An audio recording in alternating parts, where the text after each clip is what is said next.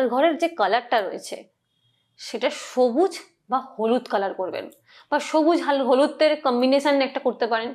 কারণ পড়াশোনা করতে গেলে আমাদের বুদ্ধি এবং জ্ঞান এই দুটোরই প্রয়োজন হয়। এই বুদ্ধি হলো বুধ গ্রহ, আর সেই বুধ গ্রহকে হলো কালার হচ্ছে সবুজ। আর জ্ঞান জ্ঞান হচ্ছে জুপিটার গ্রহ নির্দেশ করে, আর এই জুপিটার কিন্তু কালার হচ্ছে হলুদ। তাই আপনার সন্তানের যে পড়ার ঘর সেটা যদি সবুজ হলুদ কালার হয় তাহলে কিন্তু খুব ভালো হয়। এছাড়া আর কি করবেন, আপনার সন্তান যেখানে পড়তে বসছে সেখানে একটা ক্রিস্টাল বল ঝুলিয়ে রাখুন, এবং খেয়াল রাখবেন যে ক্রিস্টাল বলটার মধ্যে যেন একটু আলো লাগে, সূর্যের আলো যেন এসে এই ক্রিস্টাল বলের মধ্যে পড়ে, তাহলেও কিন্তু সন্তান একটু পজিটিভ এনার্জি পাবে।